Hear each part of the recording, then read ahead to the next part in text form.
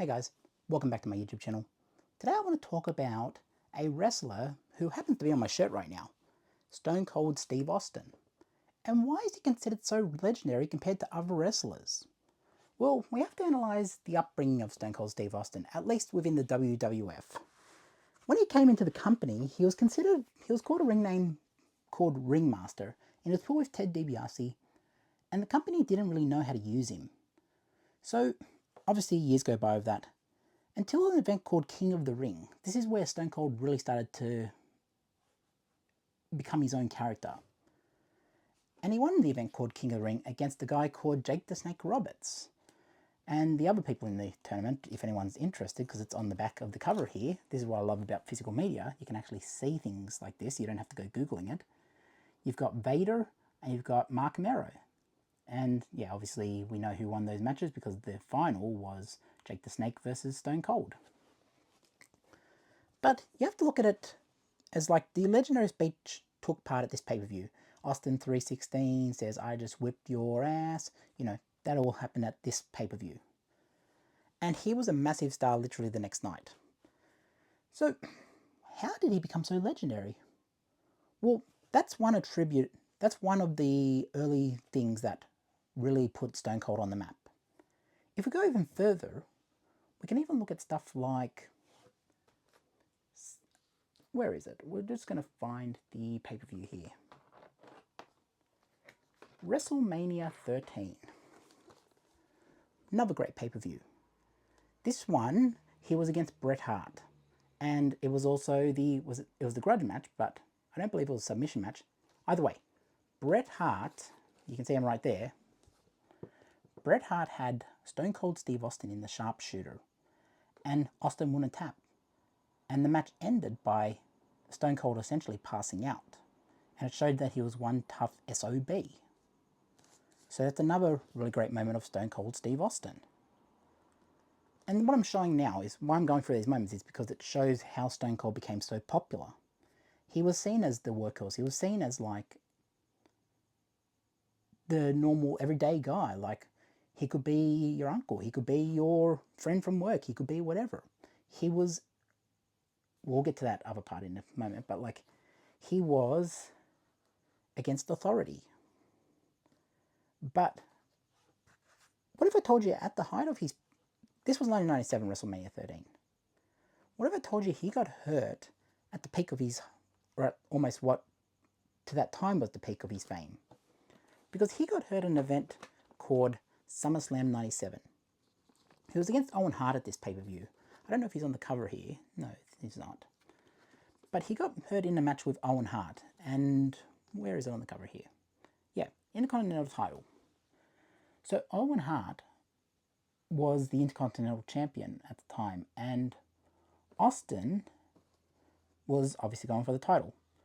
And Owen Hart had delivered what was a pile drive, what was called a pile driver, where the head hits the mat in a way where they're holding him and smash down.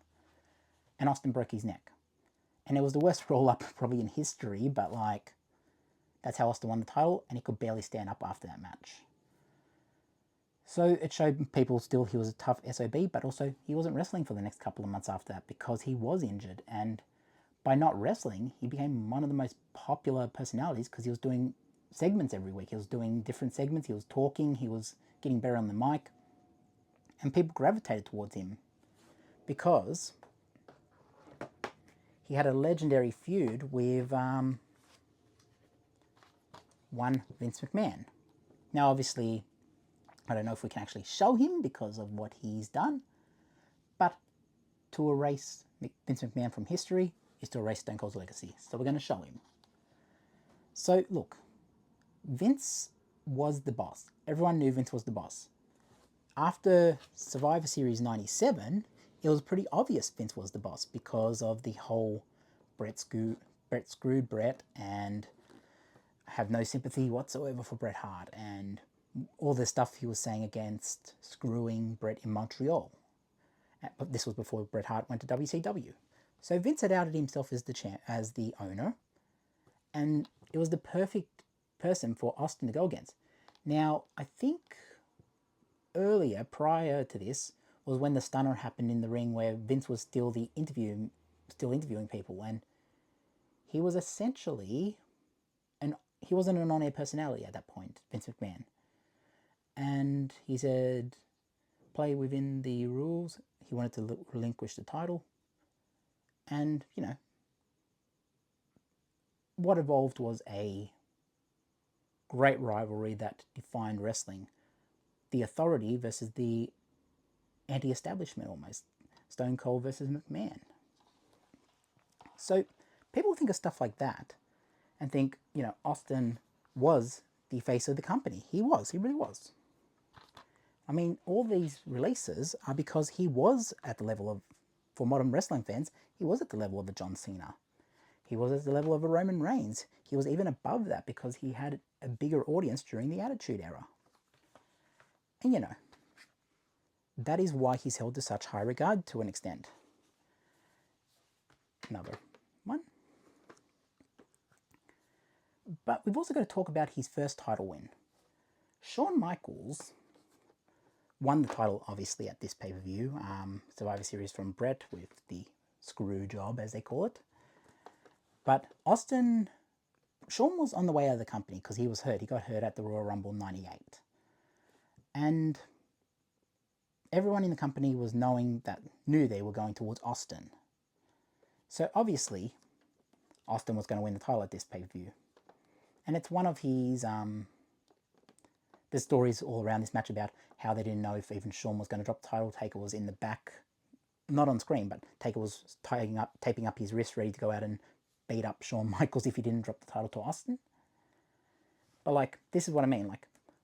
Austin was one of those legendary characters because he wasn't like everyone else on TV. He wasn't like everyone else.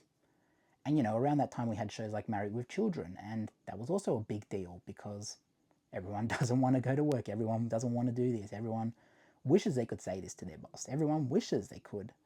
That's why Austin became such a big deal. And obviously, 1997, while we're on the topic, Austin was the only guy to this point in time that won 3 Royal Rumbles. He won 1997, he won 1998, and he won 2001. He's the only guy in history to win 3 Royal Rumbles. So that's a little Easter egg there. But, okay, the rivalry with Vince McMahon is obviously one of the big topics why he's seen to such high regard.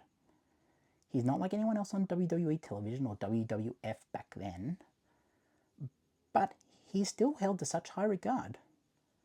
Well, you have to also look at the second biggest, or depending who you ask, either the biggest or the second biggest star in the company during the Attitude Era.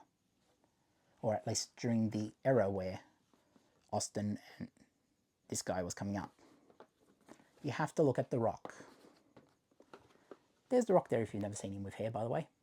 But yeah, The Rock and Austin had one of the most legendary rivalries in the history of wrestling. I mean, the rivalry of The Rock took place over many years. You had at WrestleMania 15, the first match at WrestleMania, second match at WrestleMania, Austin and Rock 17. And then you also have WrestleMania 19, which is where The Rock finally beat Austin at WrestleMania. So you have 3 legendary pay-per-views. 3 legendary WrestleManias. I mean, I think did this one also have Hell in a Cell match? Yeah. This one also had the Hell in a Cell match with the Big Boss Man, which is, you've probably seen all over social media. That's pretty sure it doesn't hold up to modern standards, but you can't look at the Attitude Era with modern eyes and say, we need to hold it to higher standards. It was the Attitude Era. Lots of stuff went back then that you wouldn't be able to get away with today. So, Austin essentially retired from in-ring competition after WrestleMania 19. And he never really got back in the ring until WrestleMania 38. He was still around in 2004. I started watching in 2003 and he was still around in 2004, so he was still in the company. But what a big deal was that he wasn't wrestling every week. He was essentially retired. And Austin has not ruined his legacy. What I mean by that is that so often we get wrestlers coming back every other year and coming back from injuries and then not living up to the hype, or, you know, there's so many things that can go wrong that a lot of wrestlers, they come back from retirement and after a year or two, because they're not used right or they're not taken care of the right way, it's just like, okay, I've seen him wrestle now, I'm kind of bored with it. And so often they fall into that trap. With Austin, he never wrestled for 19 odd years until WrestleMania 38. And he had a great match with Kevin Owens at WrestleMania 38. I don't know if we can show him either, but for the sake of this video, we will show him. I think they're bringing him back now. I think Lesnar's been almost cleared, so I think we can readily show him. Plus also, you know, innocent until proven guilty, I guess. So we will give him benefit of the doubt until the lawsuit happens, until the lawsuit's sorted. But obviously, WrestleMania 22, you had Stone Cold Steve Austin down the bottom there. And where's Kevin Owens? I'll show you this match, this part in the back.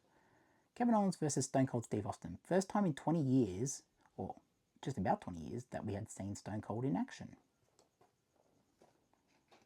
So yeah, it's held to such high regard. He's held to such high regard because he hasn't ruined his legacy throughout the years by coming back over and over again and watering down his legacy.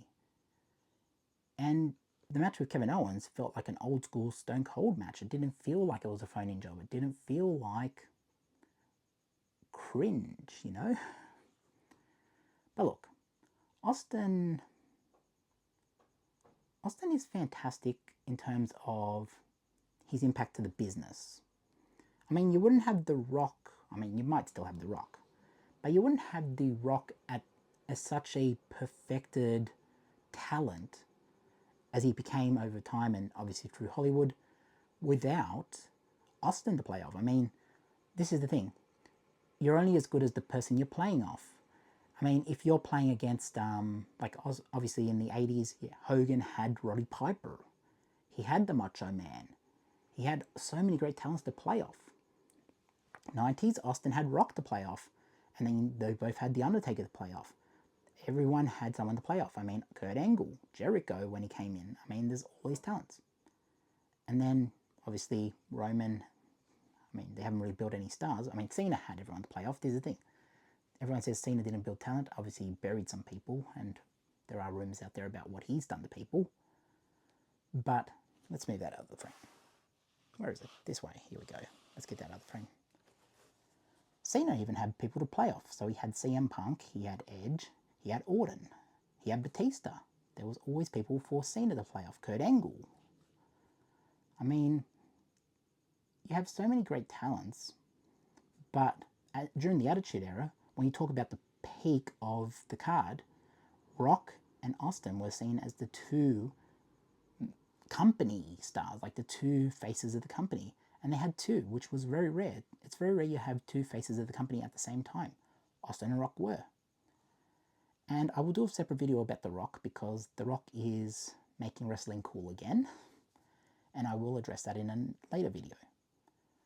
But Austin, in a way, is just as important to wrestling as just about anyone. Like, he is the reason the Attitude Era was the Attitude Era in a lot of ways. He was the big star during an era where they were trying to get away from the gimmicks and the silliness of the kids product that was seen along, like, that was competing with WCW in the early days. Like, you had characters like Doink the Clown and all this, and Austin was like an evolution or a movement beyond that era of wrestling. And obviously you had WCW there, the NWO predates Austin. But yeah, Austin's impact to the business is massive. And I mean, everyone who's a wrestling fan has probably watched every moment of Stone Cold. Him driving Zambonis to the ring, him pouring cement into Vince McMahon's car. And yeah, there's like the hospital scene with Vince McMahon paging Dr. Austin, you know, that stuff. So yeah, Stone Cold Steve Austin means a lot to the business, and I think I'm just gonna wrap it there because this is a bit of a rant, but I'm obviously I'm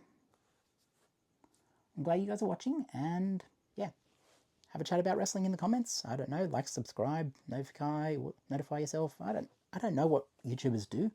I'm just saying, hey, whatever you feel comfortable doing, subscribe to me, don't subscribe, it's all good, as long as you have fun and you listen to wrestling. Wrestling fans, or if you're not a wrestling fan, maybe this turns you into a wrestling fan. Stone Cold's definitely a good starting point to watch his moments. And yeah, if you like this, like, subscribe, chuck a comment, and I'll hope to see you in the next one. Peace out.